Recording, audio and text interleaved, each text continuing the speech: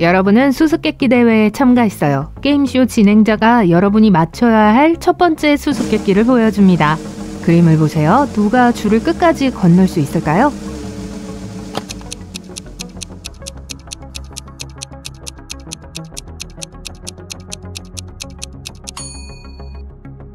어디 볼까요? 왼쪽에 있는 남자입니다. 무거운 물건을 들고 힘들어하는 것처럼 보이지만 두 손의 무게가 고르게 분산되어 있습니다.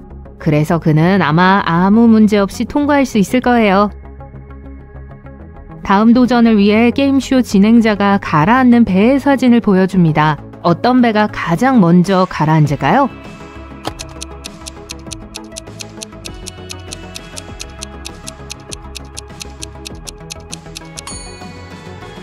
첫 번째 배에는 구멍이 2개 있지만 왠지 내부에 물이 훨씬 적습니다. 두 번째 보트는 구멍이 하나뿐이지만 안에 들어온 물의 양을 보세요. 분명 두 번째 배가 먼저 가라앉을 거예요.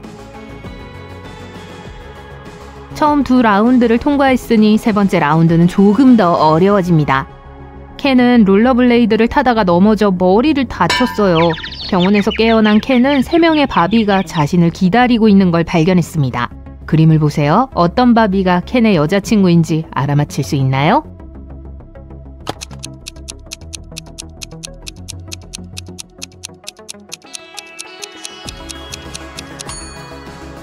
까다로운 문제예요. 진짜 바비는 절대 켄에게 윙크를 하지 않으니까 세 번째는 아니에요.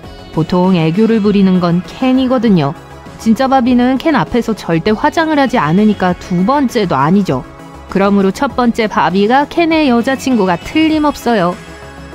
더피는 스페인에서 유명한 호스텔이에요. 특히 재미있는 샤워 시설로 유명하죠. 하지만 이 사진은 뭔가 이상해요. 한번 살펴보고 뭔지 맞춰보세요.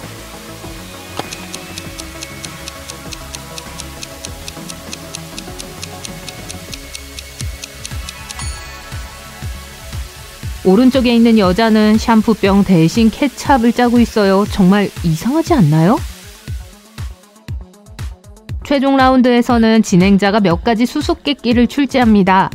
첫 번째는 나는 입도 없이 말하고 귀도 없이 들어요. 나는 마이크, 전화기, 아니면 메아리? 여러분은 뭐라고 하실래요?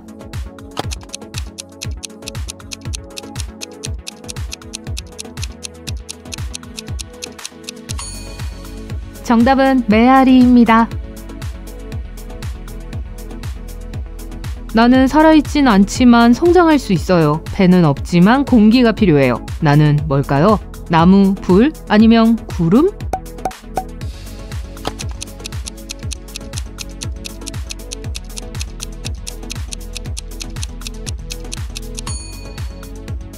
정답은 불입니다. 잘 선택하셨어요. 캐롤은 페가에서 열리는 할로윈 파티에 초대받았습니다. 친구들은 캐롤에게 챌린지를 할 생각이 있냐고 물었고 캐롤은 그렇다고 대답했어요. 얼마 지나지 않아 캐롤은 방 안에 갇혔습니다. 이 방에는 문이 하나 있고 그 옆에 전등 스위치가 3개 있었습니다. 문 뒤에는 전구 하나만 있는 빈 벽장이 있었어요. 캐롤의 미션은 옷장 안에 전구를 제어하는 스위치를 알아내는 것이었습니다. 캐롤은 마음대로 스위치를 켤 수 있지만 일단 문을 열고 나면 더 이상 스위치를 만질 수 없었습니다. 몇 분간의 고민 끝에 캐롤은 성공했어요. 어떻게 했을까요?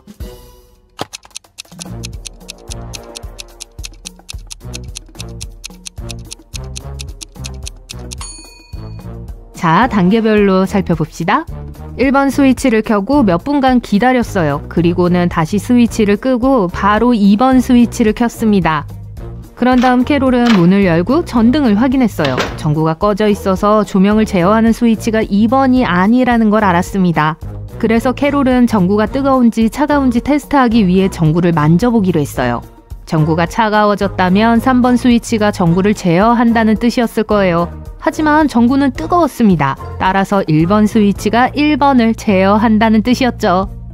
잘했어요, 캐롤! 파티로 돌아가기 위해 캐롤은 또 다른 수수께끼를 풀어야 했습니다. 캐롤 앞에 모래시계 2개가 놓여 있었습니다. 한 모래시계는 7분, 다른 모래시계는 4분을 측정합니다. 캐롤은 두 모래시계를 모두 사용하여 9분의 시간을 측정해야 합니다. 어떻게 할 수 있을까요?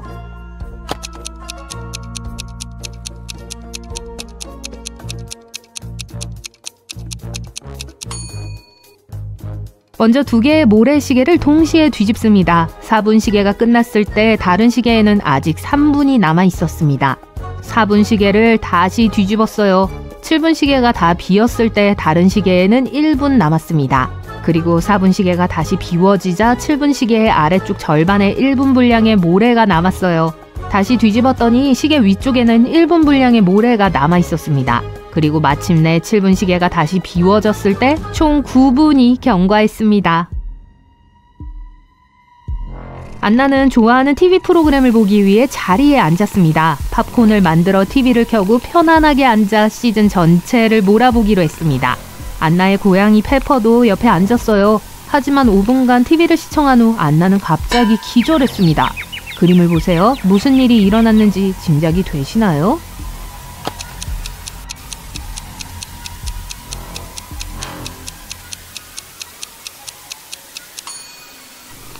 안나의 고양이 페퍼가 TV에서 나는 큰 소리에 겁에 질렸어요. 페퍼가 안나에게 달려들었고 안나도 겁에 질렸죠. 그래서 안나가 기절한 거예요. 이 장면을 보세요. 누가 생존 가능성이 가장 높다고 생각하시나요?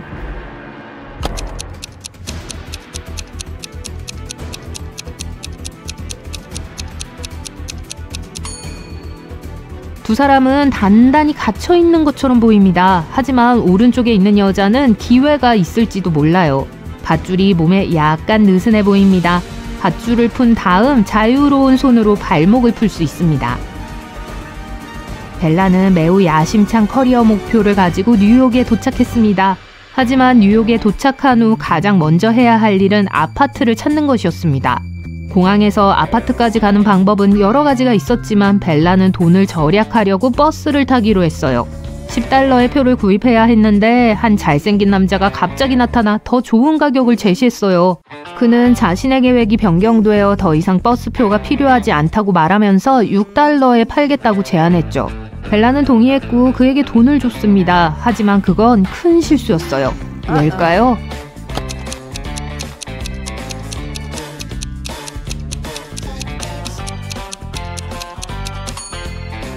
자판기 화면에서 현재 날짜를 확인하세요. 이제 티켓의 날짜를 확인합니다. 남자가 벨라에게 판매한 티켓의 유효기간이 한 달이나 지났어요.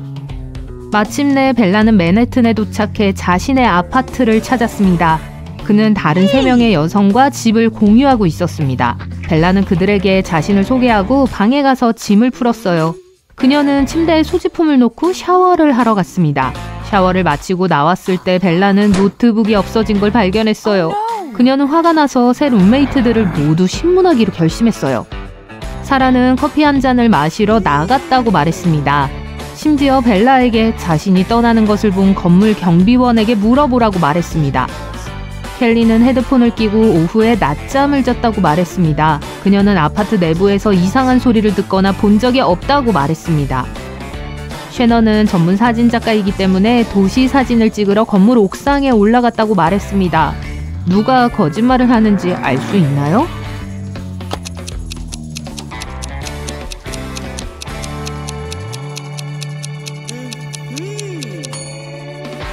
셰넌이에요. 로비에 있는 표지판을 보셨다면 이 건물은 옥상 출입을 엄격하게 금지하고 있습니다.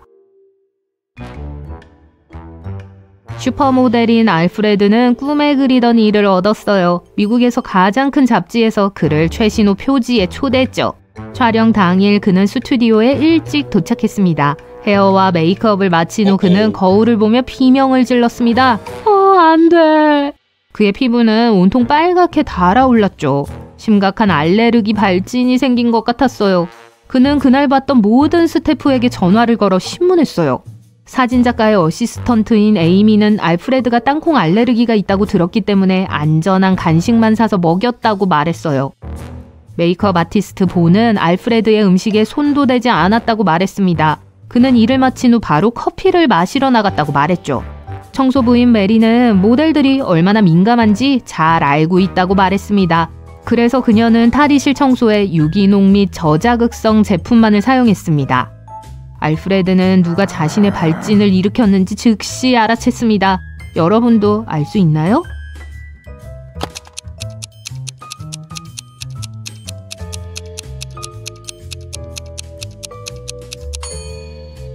도가 분명해요. 물론 알프레드의 음식에 접근할 수는 없었지만 그날 알프레드의 얼굴을 만진 사람은 그가 유일했어요. 리브는 소셜미디어 페이지에 올릴 댄스 루틴을 녹화하던 중 거대한 포털이 열리면서 그녀를 통째로 삼켜버렸습니다. 다음 순간 리브는 커다란 동굴 안에 갇혀버렸습니다. 갑자기 위대한 지니가 나타났어요. 그는 그녀에게 스스로 탈출구를 찾아야만 나갈 수 있다고 말했어요.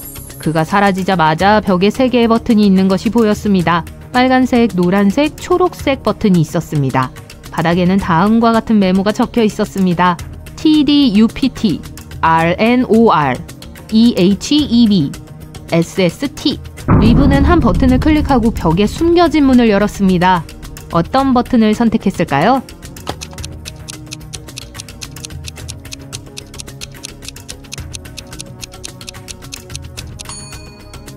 빨간 버튼이요. 그녀는 메모에 적힌 글귀를 풀어보고 빨간 버튼을 누르세요 라고 적혀있는 걸 발견했어요. 버튼을 누르자마자 리브는 가상현실 세계로 이동했습니다. 인공지능이 리브를 반갑게 맞이하며 3개의 문을 보여주었습니다. 인공지능은 리브에게 단 하나의 문만이 자유로 인도할 것이라고 말했습니다. 첫 번째 문 뒤에는 굶주린 팩맨들이 누군가가 안으로 들어오기를 기다리고 있다고 알려주었습니다. 두 번째 문 뒤에는 저주받은 롤러블레이드가 있었습니다. 한 번 신으면 절대 벗을 수 없는 롤러블레이드였죠. 게다가 나름대로 생각할 수 있어서 결국 당신을 꽤 무서운 곳으로 데려갈 거예요. 마지막 문 뒤에는 접촉하는 모든 것을 태우는 레이저 눈을 가진 날아다니는 털복숭이가 있었어요. 리브가 탈출하기 위해 어느 문을 이용해야 할까요?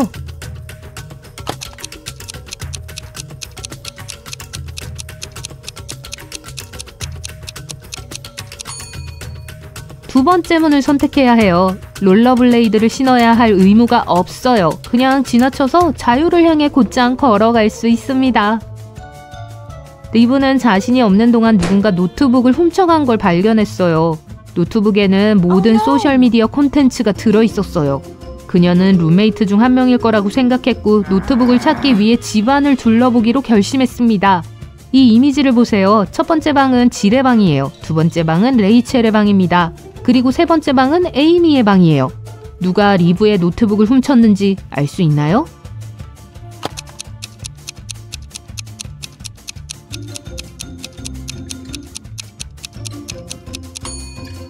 자세히 보면 레이첼의 고양이가 노트북처럼 생긴 물건 위에서 잠을 자고 있습니다. 레이첼이 틀림없어요.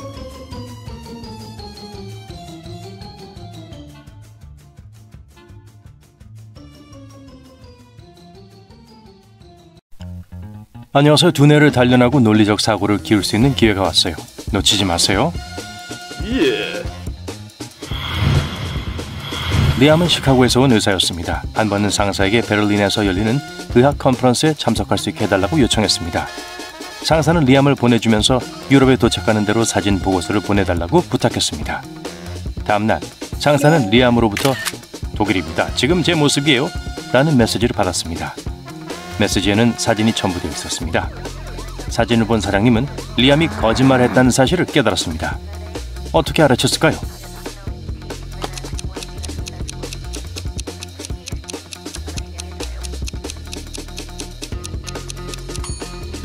사진에서 벽에 있는 시계는 상사 사무실의 시계와 정확히 같은 시간을 표시합니다. 리암이 독일에 있었다면 시차 때문에 다른 시간이 표시됐을 거예요.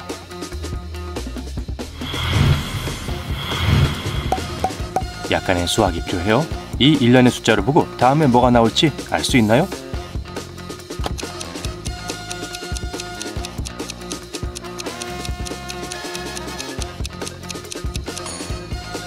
긴 숫자가 될 거예요. 보시다시피 다음 숫자는 그 앞에 있는 숫자를 구두로 표현한 것입니다.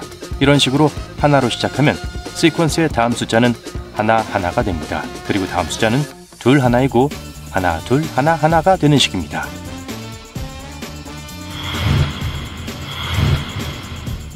이 사진을 주의 깊게 보세요. 남자가 여자친구에게 이런 메시지를 보냈습니다. 여자친구를 매우 그리워하는 것 같네요. 하지만 사실일까요? 그가 바람을 피우는 건지 알 수 있었을까요?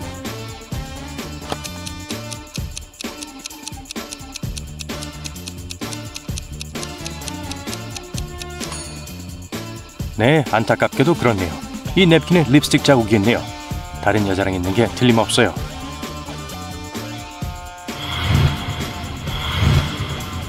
한 남자가 경찰서에 왔습니다. 그는 은행에 가는 길에 강도를 당했다고 말했습니다. 큰 돈이 든 서류 가방을 들고 있었는데 검은 마스크와 장갑을 낀 남자가 그를 공격했어요.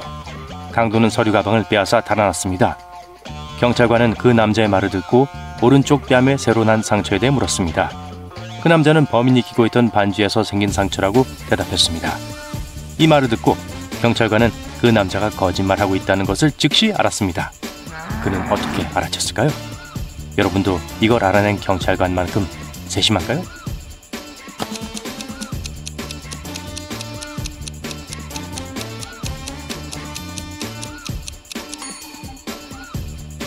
범인이 장갑을 끼고 있었다고 말했기 때문에 손가락에 낀 반지에 대해 알 수 없었습니다.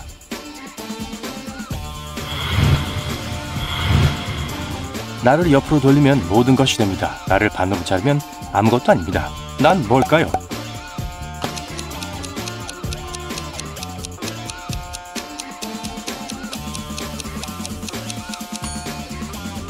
숫자 8이에요. 옆에서 보면 무한대기호처럼 보여요. 반으로 자르면 나는 단지 2개 0입니다.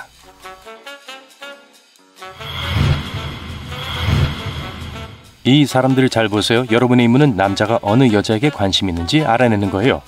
여기에 답은 세부사항에 있다는 것을 기억하세요. 그리고 퍼즐은 여러분이 얼마나 사람의 마음을 잘 읽는지 알려줍니다.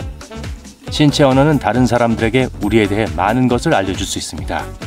앉고 서고 심지어 팔을 움직이는 방식은 무엇을 생각하고 있는지 또는 어떻게 느끼는지 보여줍니다. 사진 속 여자들은 자세와 표정이 모두 다릅니다.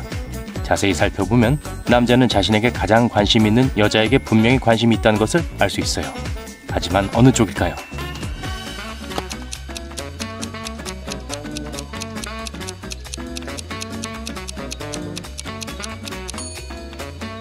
왼쪽에서 두 번째입니다. 여자의 발은 남자를 향하고 있고 남자의 발도 마찬가지입니다. 1번과 3번 여자도 남자를 바라보고 있지만 그다지 호감을 갖고 있지는 않아요. 발과 몸짓을 보면 알 수 있습니다.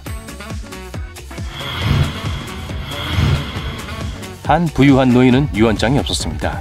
그래서 그는 두 아들에게 말 경주를 하라고 했고 말이 더 느린 사람이 유산을 받기로 했습니다. 두 아들은 각각 말을 붙잡고 있기 때문에 경주를 할 수 없다는 것을 깨달았습니다.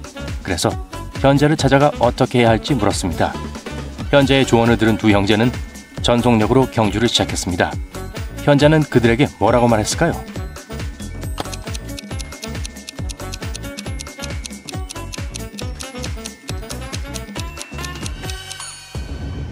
그는 말을 바꿀 것을 권했습니다. 이제 경주에서 이긴 사람이 유산을 물려받게 되는데 사실상 여전히 느린 말을 소유하고 있기 때문입니다.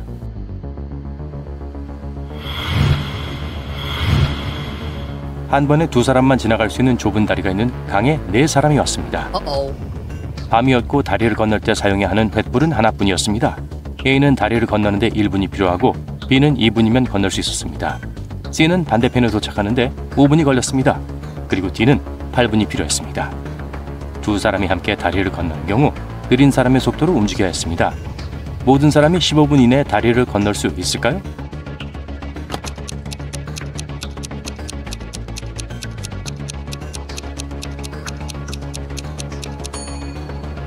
네, 가능해요. 어떻게 할 수 있는지 살펴봅시다. 먼저 A와 사람 B가 다리를 건너고 사람 A가 횃불을 다시 가져옵니다. 3분이 걸립니다. 다음으로 C와 D가 다리를 건너고 그 후에 B가 불빛을 다시 가져옵니다. 10분이 더 걸립니다. 마지막으로 A와 B가 다시 다리를 건넙니다. 여기에도 2분이 더 걸립니다. 총 15분 남았습니다. 최근 마크는 무릎이 불편했어요. 그래서 의사에게 가기로 했습니다. 전문가는 남자를 진찰한 후 여기 해결책이 있습니다 라고 말하며 종이 한 장을 주었습니다. 그리고 방을 나갔습니다. 메모에 적힌 내용에는 의사가 무엇을 의미했을까요?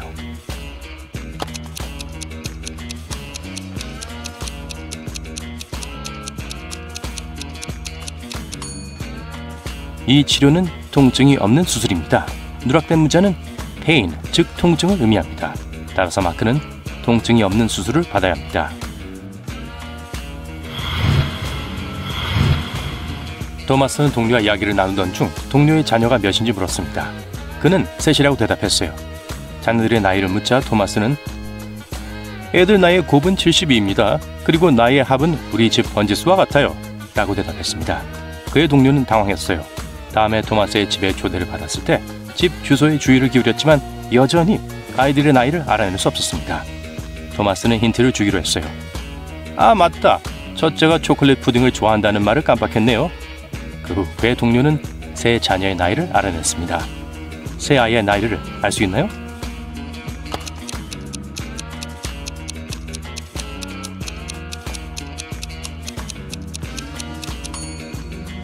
아이들은 3살, 3살, 8살입니다. 이 수수께끼의 핵심은 동료가 아이들의 나이의 합을 알고 있다는 것입니다. 하지만 몇 가지 가능성 사이에 갇혀있기 때문에 여전히 토마스의 아이들이 몇 살인지 알 수 없습니다.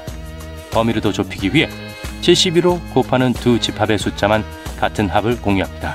그리고 그 나이가 초콜릿 푸딩을 좋아한다는 것을 알게 됩니다. 이 두 집합 중 후자의 집합에만 뚜렷한 마디가 있습니다. 어두운 방에 있다고 상상해보세요. 촛불, 장장난로, 가스램프가 있습니다. 성냥은 하나뿐인데 무엇을 먼저 켜실래요?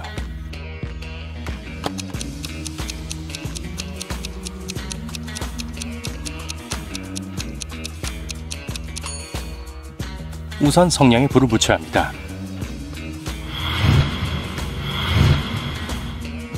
이 5개의 금 주머니는 모두 똑같아 보입니다. 각각 10개의 금 조각이 들어있어요. 하지만 5봉지 중 하나에는 가짜 금이 들어있습니다. 진짜 금과 가짜 금은 무게를 제외한 모든 면에서 동일합니다. 무게만 제외하고요. 가짜 금 조각의 무게는 0.1온스, 진짜 금 조각의 무게는 1온스입니다. 완벽하게 정확한 디지털 저울이 있지만 한 번 사용할 수 있어요. 어느 가방에 가짜 금이 들어있는지 어떻게 확인할 수 있을까요?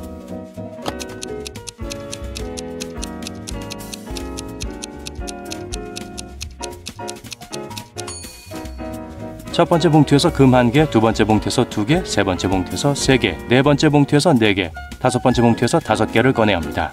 저울의 숫자가 0.1로 끝나면 첫 번째 가방에 가짜 금이 들어있다는 것을 알 수 있습니다. 숫자가 0.2로 끝나면 두 번째 가방에 가짜 금이 들어있다는 뜻입니다.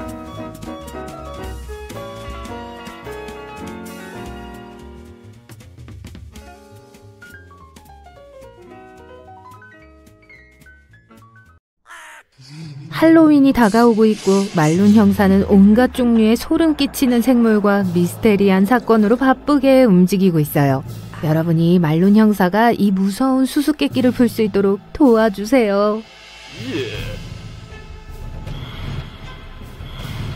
겁에 질린 가게 주인이 말룬 형사를 불렀습니다. 그는 자신의 가게에 뱀파이어가 있다고 말했어요. 형사가 도착했을 때 그는 가게 주인을 보지 못했어요. 하지만 가게 안에는 다른 3사람이 있었어요. 그들을 주의 깊게 살펴보고 누가 뱀파이어인지 알아낼 수 있도록 도와주세요.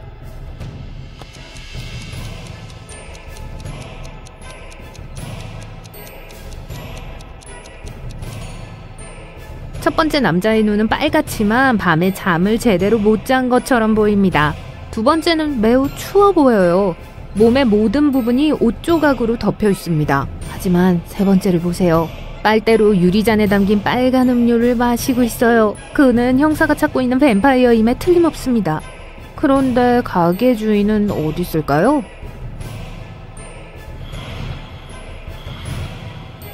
이 가족을 아주 주의 깊게 살펴보세요. 말룬 형사는 유령이 어떤 가족 구성원의 몸에 숨어 있는지 알아내기 위해 그들의 집에 초대되었습니다. 곧 그는 답을 찾았습니다. 여러분은요?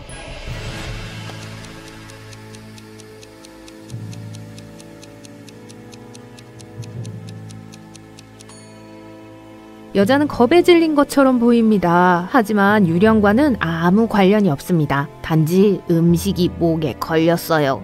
남자는 실내에 있는데도 어두운 안경을 쓰고 있어요. 하지만 그는 시각장애인이에요. 옆에 시각장애인이 사용하는 흰 지팡이 보이시나요?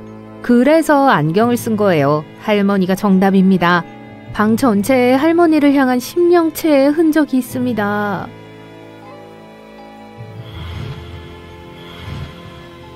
어느 날 목에 물린 상처를 손으로 가리고 있는 창백한 여성이 말룬 형사에게 다가왔습니다. 그녀는 전날 저녁 집으로 돌아가는 길에 누군가 자신을 공격해 뱀파이어로 변했다고 말했습니다. 그녀는 범인을 찾고 싶었습니다. 형사는 3명의 용의자를 발견했어요. 그들을 살펴보시고 여자를 뱀파이어로 만든 사람을 찾아보세요.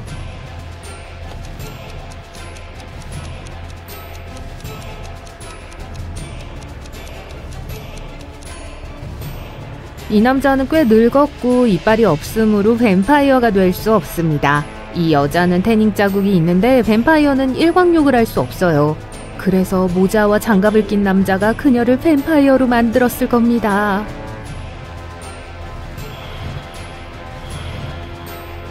말론 형사는 공원을 걷다가 벤치에 앉아있는 3명의 남자를 발견합니다. 그는 그들 중 한 명이 유령이라는 걸 즉시 알아챕니다. 누구일까요?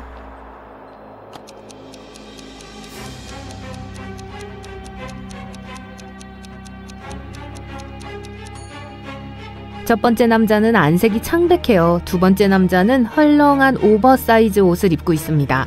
유령은 다리가 벤치를 통과하는 남자입니다.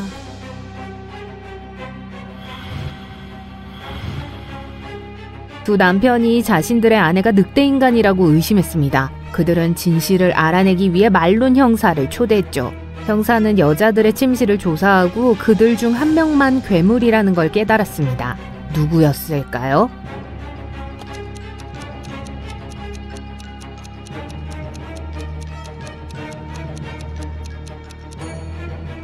이 침실은 벽에 록밴드 포스터가 붙어있는 어두운 분위기의 무서운 침실입니다. 두 번째는 핑크색이고 매우 여성스럽습니다. 하지만 바닥과 침대에 긁힌 자국 발견하셨나요? 여기에 사는 여자는 늑대인간입니다.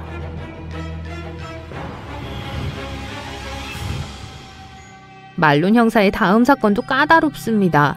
전설적인 유령의 집에서 2m 높이의 아름다운 은색 프레임이 달린 귀중한 거울이 도난당했습니다. 이 집에서 마지막으로 목격된 괴물인 마녀, 뱀파이어, 늑대인간이 주요 용의자 3명입니다.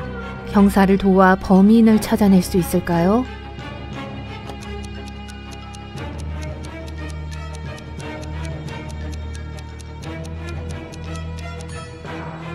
마녀였어요. 은은 늑대에게 해를 끼치는 것으로 알려져 있어서 늑대인간은 은을 만지지 않았을 거예요.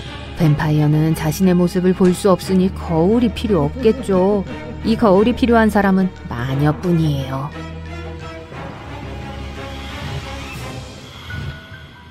말론 형사는 지쳤어요. 너무 열심히 일을 했고 커피 한 잔을 마시기로 해요. 가장 가까운 커피숍에 들어서자 두 남자가 보입니다. 그들은 비슷한 옷을 입고 김이 모락모락 나는 커피잔을 들고 있으며 전체적으로 완벽하게 정상으로 보입니다. 그러나 형사는 그중 한 명이 변장한 늑대인간이라는 걸 즉시 알아냅니다. 누구일까요?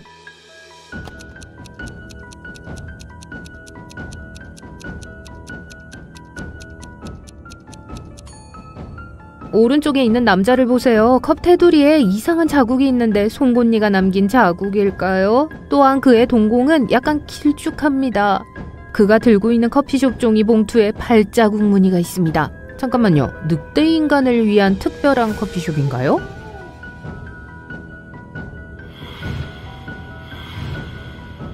말론 형사는 그의 오랜 친구 중 한 명이 불멸의 존재라고 의심합니다. 어느 날 그는 한 남자가 주최하는 작은 파티에 초대받습니다. 그는 구석에 서서 벽난로 옆에 앉아있는 새 친구를 바라보고 있습니다. 그리고 갑자기 깨닫습니다. 어느 남자가 불멸의 존재인지 알아내셨나요?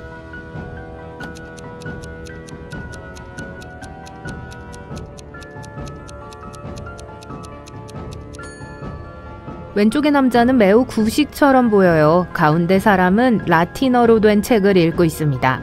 그리고 오른쪽 남자만이 매우 젊어 보입니다. 하지만 벽난로 위의 사진을 보세요. 에펠탑이 개장하던 날 찍은 사진일 거예요. 하지만 그 남자도 거기 있고 그 이후로 전혀 늙지 않았어요.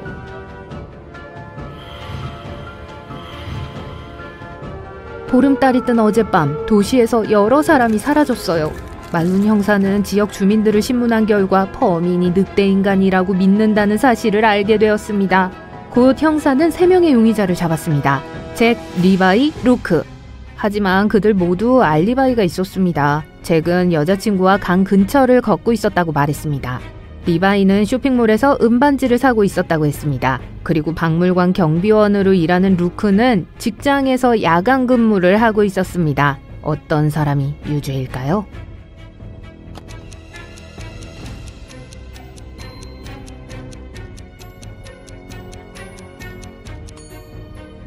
잭은 보름달 아래를 걷고 있었지만 늑대인간으로 변하지 않았어요. 리바이는 늑대인간에게 해를 끼치는 금속임에도 불구하고 음반지를 끼는 걸 두려워하지 않았어요.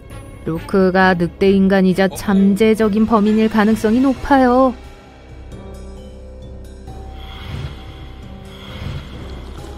말론 형사가 이상한 사건에 대해 알게 됐어요. 도시를 방문하던 한 남자가 저주받은 집에 대해 들었습니다. 뱀파이어와 미녀가 그곳에 살고 있다고 해요. 그리고 그 미녀가 자신의 의지에 반하여 집에 갇혀 있다는 소문이 있었기 때문에 여행자는 그 여자를 돕기로 했죠. 그러나 이야기를 하던 중 갑자기 그녀가 외쳤어요.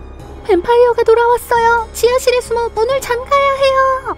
그래서 그들은 그렇게 했습니다. 그러나 아침에 그 남자는 뱀파이어로 변한 자신을 발견했어요. 어떻게 그럴 수 있었을까요?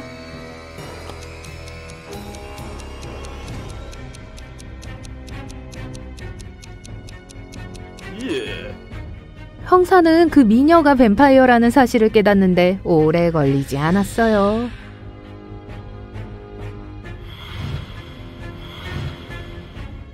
말론 형사의 아내는 할로윈을 위해 집을 꾸미고 있었습니다. 아내는 남편에게 다리, 팔, 머리는 있지만 살과 눈알이 없는 것을 사오라는 메시지를 보냈어요. 처음에 그는 혼란스러워했습니다. 그러나 곧 아내가 원하는 것이 무엇인지 깨달았습니다. 여러분은요?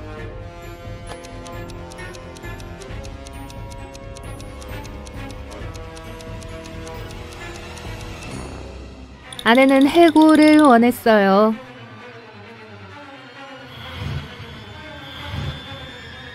다음날 형사는 아내로부터 새로운 메시지를 받았습니다. 이번에는 선물이 아닌 포장된 무언가를 가져와야 한다는 것이었습니다. 그것은 고고학자들이 큰 보물이라고 생각하는 방에 깔끔하게 보관된 물건이어야 합니다. 말론 형사가 집에 가져가야 했던 건 무엇이었을까요?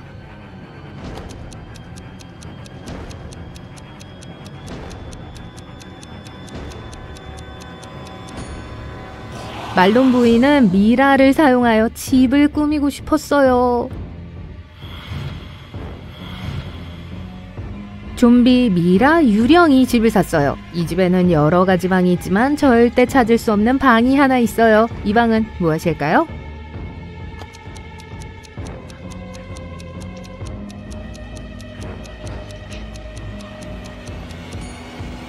리빙룸이에요.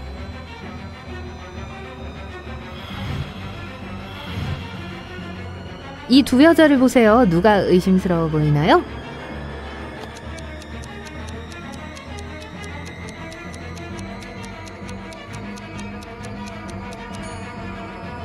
오른쪽에 있는 여자예요. 거울에 비친 모습은 인간이 아니에요.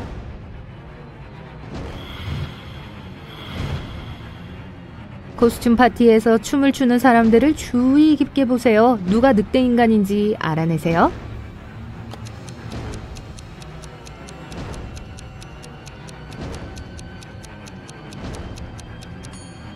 저기 구석에 있는 사람이에요. 사람 마스크를 쓰고 있지만 마스크 밑으로 굵은 털이 보이고 있습니다.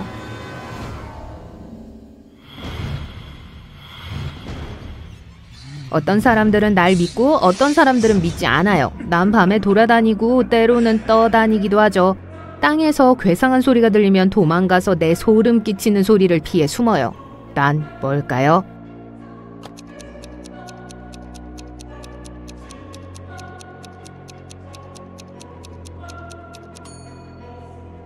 유령입니다.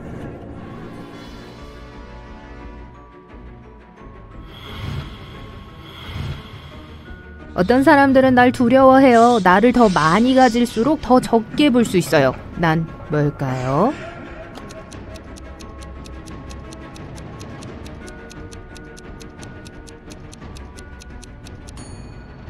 나는 어둠이에요.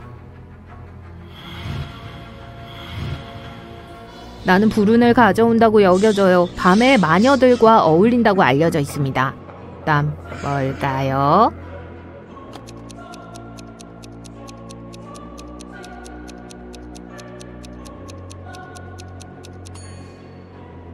검은 고양이에요.